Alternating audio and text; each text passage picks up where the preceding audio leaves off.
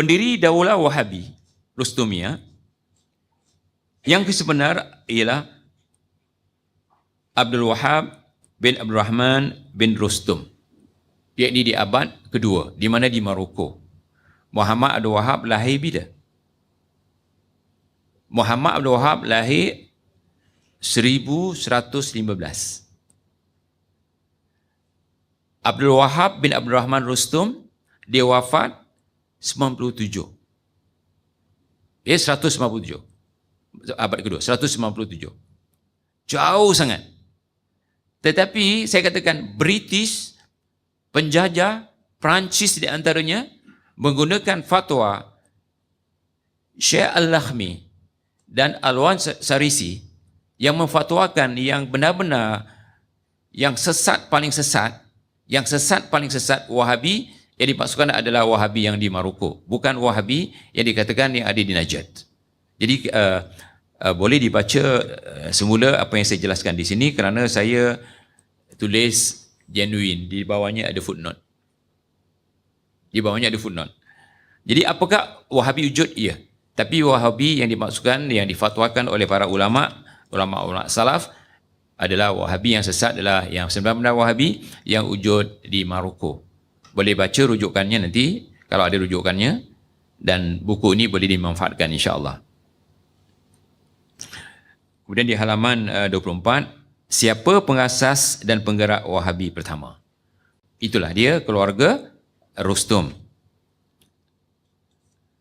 Yang memfatwakan bahawa Wahabi sesat, kita boleh lihat di halaman 26.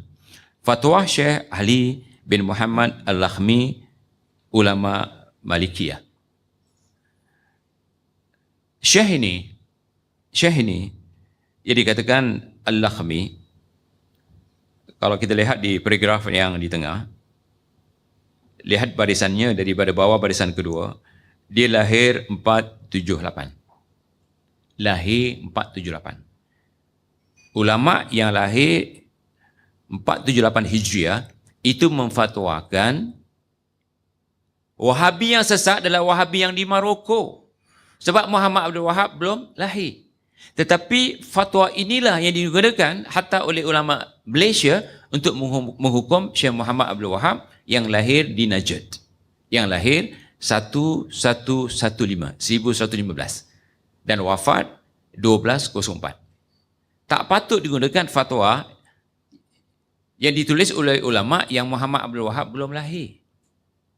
Kedua, fatwa yang ditulis oleh, sebab untuk mudahkan, lihat di halaman 27, Muhammad Alwan Sarisi, lahir 914. Jadi orang kedua yang mengeluarkan buku memfatwakan bahawa gerakan Wahabi sesat, kafir, pengganas, teroris dan sebagainya, ini Syekh Alwan Sarisi. Tetapi Syekh Alwan Sarisi lahir 914.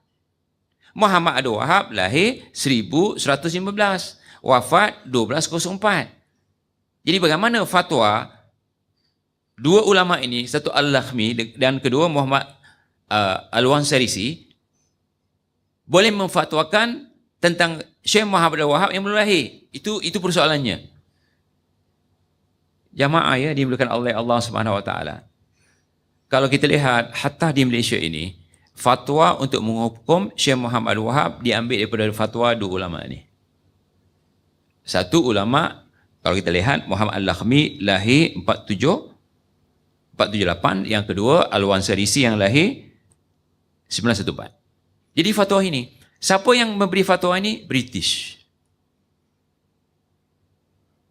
Supaya gerakan yang dikatakan gerakan Muhammad bin Abdul Wahab, yang katakan dakwah salafiyah, dihancurkan. Saya tak suruh kita ikut Muhammad bin Abdul Wahab. Tetapi kalau saya ditanya untuk berlaku adil, ini dia sejarah. Jadi Muhammad Abdul Wahab, gerakannya bukan gerakan yang dikatakan Wahabi yang dikarang oleh dia. Bukan dia punya ideologi.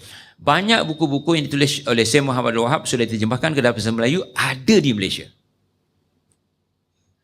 Semua kitabnya dimulakan dengan doa. Kemudian Quran, hadis, kata-kata ulama. Itu saja, cuba lihat. Misalnya satu buku Tauhid. Tuan-tuan boleh beli. Pertama, didoakan pembaca. Kedua, dibawanya Quran. Dibawanya hadis dan dibawanya kata-kata ulama. Itu saja. Hampir tidak ada perkataannya. Ini bermakna dakwah Muhammad Wahab benar. Menepati perintah Allah.